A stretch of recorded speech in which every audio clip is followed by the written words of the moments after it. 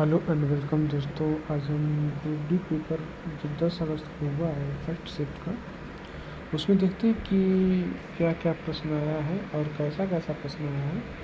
पूरा detail explanation के साथ देखते हैं। ठीक दोस्तों, तो सबसे पहला इसमें प्रश्न है कार्बनिक यौगिक का उदाहरण पूछा था। तो इसमें सबसे पहले कार्बनिक यौगिक कौन सा, तो उसमें ऑप्शन था CH3Cl। क्या होगा? CH3Cl मतलब क्लोरोमेथेन। ये कार्बनिक यौगिक वे यौगिक होते हैं जिनमें मुख्य रूप से कार्बन पाया जाता है और हाइड्रोजन के बीच सहसंयोजी बंध पाया जाता है, उसे कार्बनिक यौगिक कहते हैं। क्लोरोमेथेन में यह कार्बन परमाणु हाइड्रोजन और क्लोरीन परमाणु से जुड़ा होता है। ठीक है, जिसमें क्लोरोमेथेन सही रहेगा। नेक्स्ट की तरफ चलते हैं। वैश्विक शांति सूचकांक 2025 में भारत का स्थान क्या था, यह पूछा था आपसे। तो इसमें 115वां स्थान हो जाएगा, और जिसमें फर्स्ट स्थान पे कौन था? आइसलैंड था। ठीक, फर्स्ट स्थान पे आइसलैंड था।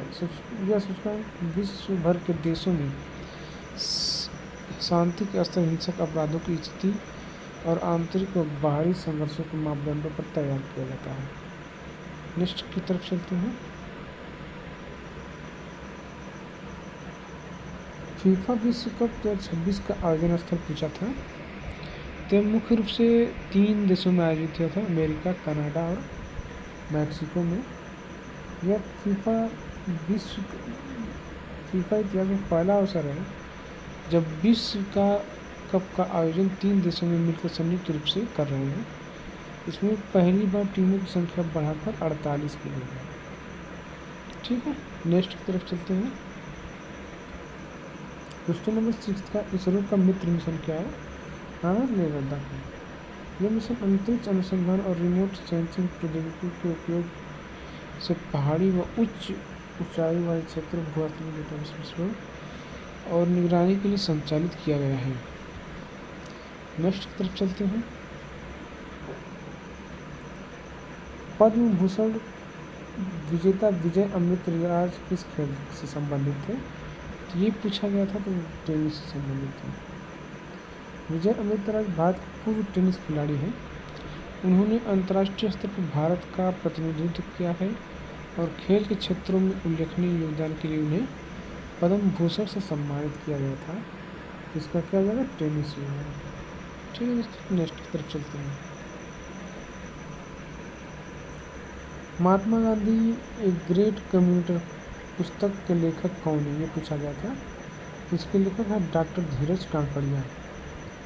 तो इस पुस्तक के बारे में कुछ जानकारी ले लेते हैं। यह पुस्तक महात्मा गांधी और संचार शैली, जनता से जुड़ने के उनके कौशल और उनके विचारों के प्रभावी प्रसार के तरीकों पर गहराई प्रकाश डालती है। क्वेश्चन नंबर 7 की तरफ चलते हैं।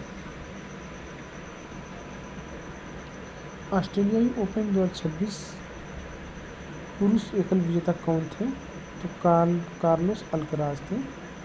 ये स्पेन के युवा टेनिस खिलाड़ी कार्लोस अल्कराज ने ग्रैंड स्लैम प्रतियोगिता के फाइनल मुकाबले में शानदार प्रदर्शन करते हुए ऑस्ट्रेलिया ओपन का पुरुष एकल खिताब जीता था।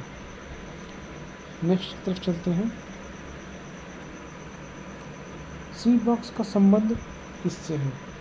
इसका मतलब क्या? कार्यस्थल पर यौन उत्पीड़न की ऑनलाइन शिकायत। इसे सी बॉक्स सेक्सुअल हरासमेंट बॉक्स महिला एवं बाल विकास मंत्रालय की एक पहल है।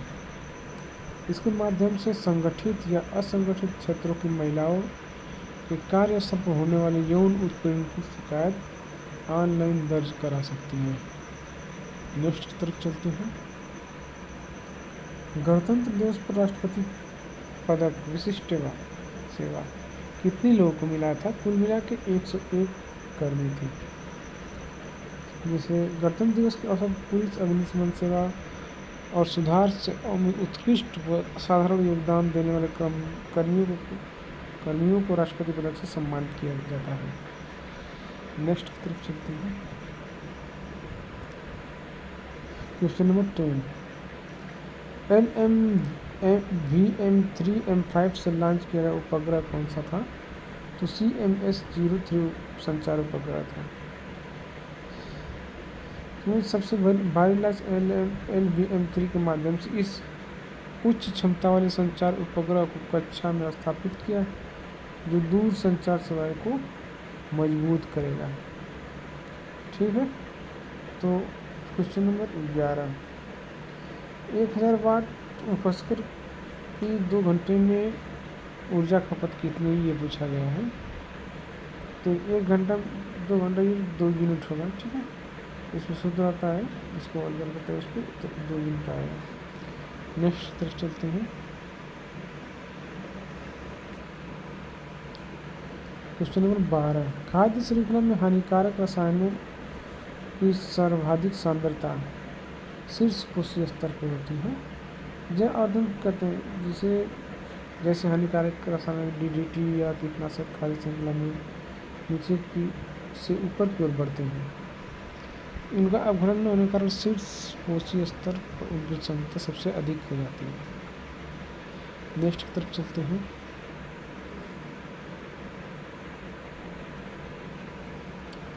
न्यूरॉन का वह भाग जहाँ से संकेत आगे बढ़ते हैं उसे क्या बोलते हैं? एक्सॉन।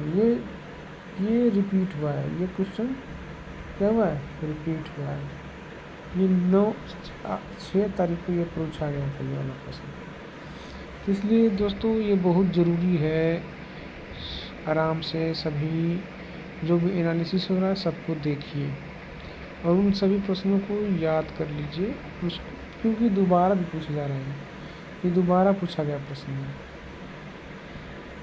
न्यूरॉन के बारे में बताया गया, जैसे न्यूरॉन का साइटन भाग संकेत प्राप्त करता है और उसे विद्युत आवेग के रूप में एक्सॉन के माध्यम से आगे भेजता है, जो अंततः अगली तंत्रिका कोशिका तक पहुंचता है। ठीक है दोस्तों, तो क्वेश्चन नंबर 14 की तरफ चलते हैं। संयोजन अभिक्रिया की मुख्य विशेषता क्या है? मतलब 2 या 2 से अधिक मिलकर अभिकारक मिलकर एक एकल उत्पाद बनाते हैं, उसे क्या बोलते हैं? संयोजक अभिक्रिया। जैसे A + B अभिक्रिया बनाएंगे तो क्या बनेगा? AB। ये क्या संयोजित हो रहा है, ये दोनों क्या हो रहा है?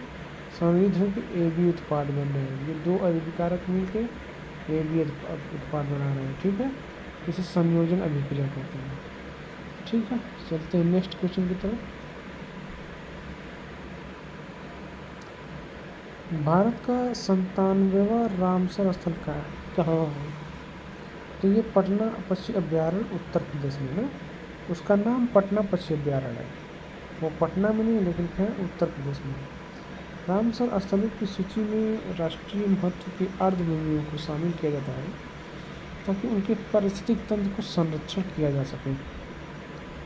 क्वेश्चन नंबर 16, पौधों का प्रकाश की ओर झुकना क्या है?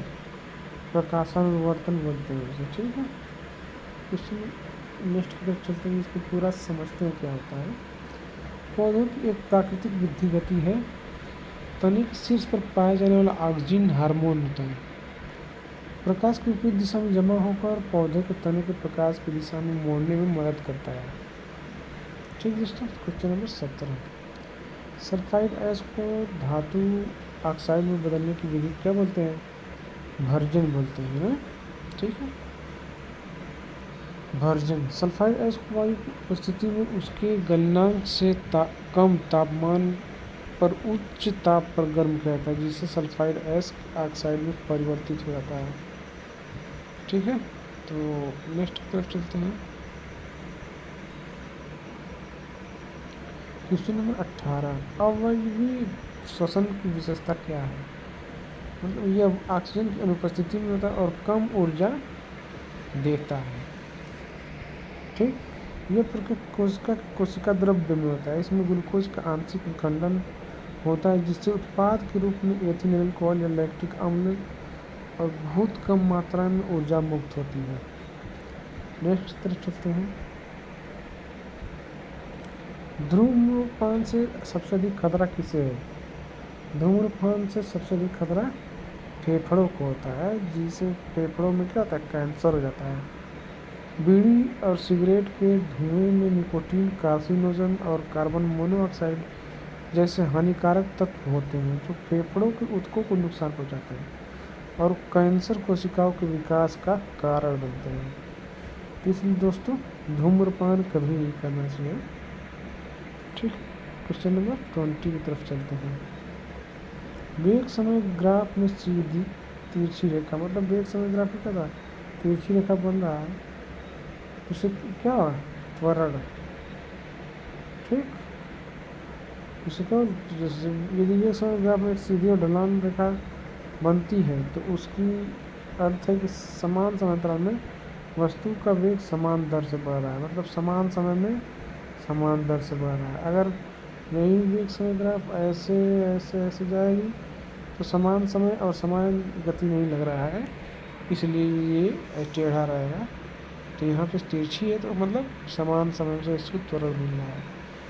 ठीक है दोस्तों, तो और सब क्वेश्चन नहीं मिल पाया है, जितना आज क्वेश्चन मिला है सभी को आज डिस्कस किए हैं, और जिसका भी पेपर हुआ है या आने वाला है ये सभी प्रश्नों को देख लें।